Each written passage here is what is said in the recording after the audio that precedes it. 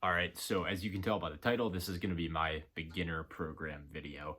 This is mostly to branch out and give a little bit more practical advice to beginners from my beginner programs and alternative video that I posted last week. So the biggest thing that I want to start off with today is this program is generally designed for people that need a little bit more when it comes to consistency and really forming the habit of actually going to the gym in the first place. So before I get into the technicals and how the program works and the sets, reps, and lifts and whatnot, the biggest thing that I've seen when it comes to beginners, based on people I've trained, based on my friends, and based on people that I see online that are always kind of constantly beginners and going in and out of the gym, basically training for a few months, maybe running a program, taking the same few months off after that, and you're basically just kind of spinning your wheels. So in general, I think at first glance, those 3 times a week, 5x5 type programs are great. And it really does make sense. On paper, it's a good program. But at the end of the day, if you can't execute that program properly, and when I say that, I mean consistency and obviously training hard with the fundamentals, it doesn't really do a whole ton for you. So there's a lot of lifters that I think could benefit from a program like this. And the reason why I want to put this out is because this is actually what I did. If I got results from something and it worked really well, why would I not post that? Why would I try and promote something that I've never tried myself, that I've never had a client do, that I've never told one of my friends to do? I'm only going to put out information that I've tried, that I can validate, and that obviously if the science explains it well or something, then obviously I'll put it out. But when it comes to programs and new ideas like this, I'm going to put out what I've tried and what I do believe in. To get a little bit more into the program, this program is going to be a baseline of 6 training sessions per week. So before that sounds crazy, the reasoning for this is because, like I said, consistency and building habits is going to be the biggest asset in your toolbox as a beginner.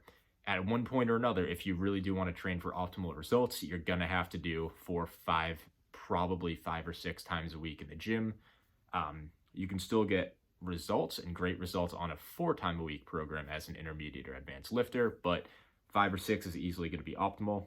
I'll explain that in future videos. So what we're going to do here is basically swap out a couple lifts from these general beginner programs, yeah, for sure, but we're going to tone down the volume and we're going to split it up and spread it throughout the week. So the reason why I want to do this is because of a few different things. So I'll get into that here. It's going to be much lower volume per training session. Keep in mind the standard 3 times a week full body programs have an equal amount of volume total. We're just going to be spreading this out over a couple different sessions for a couple reasons. 1, because I think it's going to get you better results. And 2, it's going to be to build that habit, build that consistency. At one point or another, you are going to have to be doing the 5 or 6 sessions a week, like I said, because that is most optimal long term. You can become advanced with a 4 times a week split, but I have some issues with that, and I'll save that for future videos. Already kind of covered that point. So this baseline has 2 options.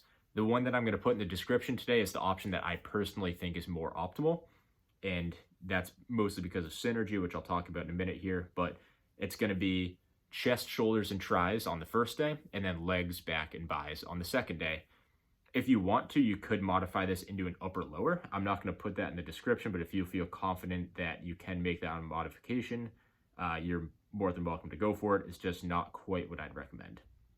So I recommend the chest, shoulders, and tries paired up with the legs, back, and buys for days 1 and 2.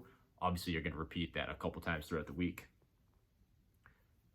First reason I recommend this is because I got great results off of it, and the second reason, like I was saying, is each of those days has great synergy. So the reason why these sessions are going to be synergistic is because each muscle kind of flows into one another. That's why compound movements are actually great for beginners. I know I don't necessarily recommend them being the end-all be-all for your intermediate or advanced phases of your lifting career, but when you're a beginner, if you're doing some type of pushing movement, it's going to work your shoulders and it's going to work your triceps, obviously with your chest being the primary mover, but you can still get results from that because really any stimulus is going to get you some results. It's just a matter of getting that stimulus in the first place. So the guidelines for this program are going to be, we're doing 3 sets on every lift, and you're going to keep track of your rep totals from all 3 sets. I'll put a general range to strive for next to each lift in the description. If you get above the high end of the range, you can add weight, and if you end up below, you probably went too heavy.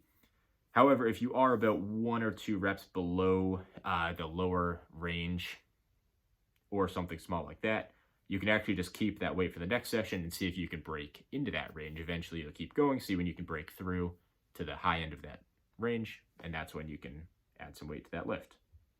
So as you can tell, here we go, push day, and then the legs and pull day. We're going to go through that a couple times throughout the week. So there's 6 days here. As the baseline, you can modify as needed. Just to name off the general lifts we'll be doing, it's going to be dumbbell bench, lots of seated military barbell press. Without back support, you're going to be doing some cable flies and some easy bar overhead extensions. The pull day and the leg day, we're going to be doing lots of goblet squats, barbell RDLs, neutral grip pull-ups. You can do them with a band if you need. One-arm dumbbell rows, and then either a barbell or easy bar curl. It doesn't necessarily matter. The other days make some slight modifications, but days 1, 2, 3, and 4 are all pretty similar. Day 5, we do move on to an incline dumbbell bench, and we are going to be doing a dumbbell fly instead of a cable fly. For day 6, we're going to swap that goblet squat into a leg press, swap the RDLs to a hamstring curl, and then we're going to do lat pull-downs instead of pull-ups, cable rows instead of the dumbbell row, and then some alternating dumbbell curls just to give the wrists a little bit of rest on the barbell curls. So very straightforward program. You can compact those days if you feel comfortable doing that. If that's something you want to do, you're more than welcome to bump that down to a 5 or 4 day split. I'll explain a couple ways to do that here at the end of the video. So your focus here is to build up the habit and routine of training, as well as the skill of each lift. Doing something close to daily without overdoing it is what builds habits best. You will be the judge of when you become an intermediate lifter because no specific measurement or strength on a given lift can clearly define that. And lifters will vary greatly in these variables. For a general idea, I'd say about 1.5 to 2 years of consistent lifting is what I'd call an early intermediate. So to get into modifying this split, a couple of things I want to go over here. You can combine some of these days into full body. So let's say you want to do push and then pull, push, then pull. And then for that day 5 and 6, you want to combine that into one day. Totally cool. I would say probably doing the first lift of each day on their own and then supersetting the rest of them. So you kind of just combine them, pair them up, go back to back like that. You'll get through the workout much more efficiently. And while a push muscle is resting, you can work the pull, vice versa. This is going to be totally fine for beginners and an easy way to basically bring the frequency down if needed. But obviously I do recommend trying the 6-day-a-week split. You're basically just going into the gym, getting in enough quality volume to make progress without overdoing it. So it's almost like you're going in, you're getting a taste, you're getting some results, and this is going to build your habit. This is going to make you want to come back because you're not going to be burned out 3 times a week from doing these crazy long full body sessions that really, I don't know who would actually enjoy doing in the first place. I know if I started off in the gym and I was doing full body workouts, I just wouldn't enjoy that and it wouldn't keep me wanting to come back. So another thing you could do for this program is you could pick 5 days of the week and just keep the regular upper lower split, but you would be cutting back on either the pull day or cutting back on the push day by 1 session per week. There's a couple different ways you can do this. You can pick which one you prioritize more. So you can do 3 push days with 2 leg and pull days per week. You can obviously swap that around, or you could alternate weekly where you do 3 push days the first week with paired up obviously with 2 of those leg and pull days, and then swap it around to 3 leg and pull days and then 2 push days on the next week. And you can just go back and forth from there.